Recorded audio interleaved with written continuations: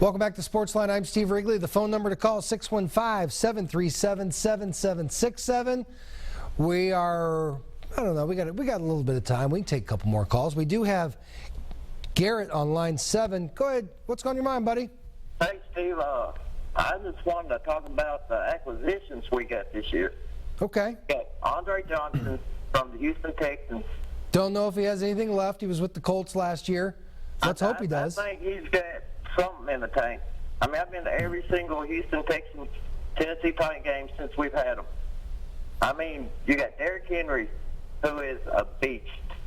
I covered him in high school. I was there the night he set the national rushing record, and he ran for, I think it was about 365 yards and 5 touchdowns. Love you pointing to Derrick Henry as being a bright spot for the future. This isn't my original thought, but I think I heard Terry McCormick on 104.5 The Zone as a guest one day, and he said, one thing that maybe you can count on for Andre is that he's a Hall of Famer, without a doubt. He's one of the top 10 receivers of all time. But is he a first ballot Hall of Famer? And so Terry was kind of bringing up the point that that this season will kind of play on Andre's ego, that he's going to push himself a little bit harder. You know, because you always worry about a guy that's a Hall of Famer. Is he going to fit in the room? He's done it big time other places. He's made all the money he ever needs to make. He does have Hall of Fame credentials. Is he going to come in? Is he going to want to coach up a Tajay Sharp, or is he going to want to help make Marcus Mariota a better quarterback? Or is he going to get frustrated if he's not getting on the field? And Terry brought up a great point that if he has 2 really big years, not really big years, 2 decent years here, that can move him up from maybe 10th to like number 3 in the stats for an all-time. So yeah, maybe Andre can be the guy that can help. Who else do you like besides Derrick Henry? Hey, Andre Johnson is a go-getter. You get that rushing game going with Derrick Henry. I mean, he is a north and south runner, and he's got the speed to get to the outside. That scrimmage we had yesterday, I've never seen anything like it. Is that right? He's a hawk. I was sitting right at the end zone, and he was blowing through that line. I know that's 2-hand touch, but the defense, to see what they've got, they should be really, really excited about what we have this year. Okay, give me a number. What do you think? Give me 2 numbers. Wins and losses. What's it going to be? 10-6. 10-6. 10-6. You are the optimistic man. You buying a lottery ticket tonight? No, but I have won $500 a few times. Well, then by golly, 10-6 it is. Yes, sir. And I got faith in our Titans, and I know that we are the best team.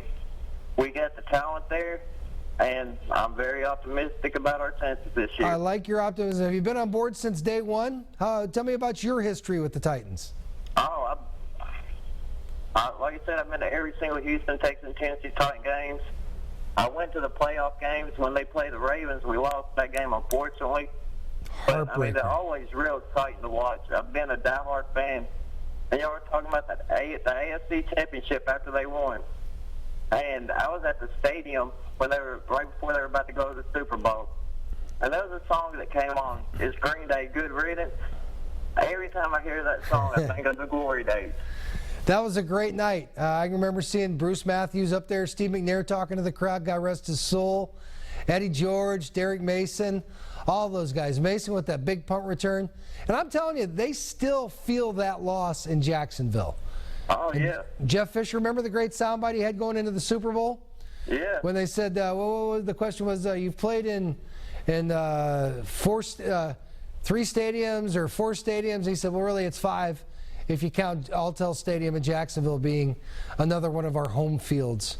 One of the all-time greatest put-downs. When I was doing sports in Jacksonville, every twice a year the Jaguars would play the Titans, and I would reopen my sportscast at 6 and 11 because they were on the East Coast. I would reopen with that soundbite, and I just thought it was one of the all-time great put-downs. Great, just comedic the way he delivered it. It was great. That was a fantastic season. There were a lot of good ones back in the early aughts, weren't there? Boy, that '99 season, and then all the way up through 2009. There were some hits and some misses, you know, leading up to that 2009 season. But it's been bad since then. Hey, thanks for the call. We're going to take a break right now. You're watching SportsLine.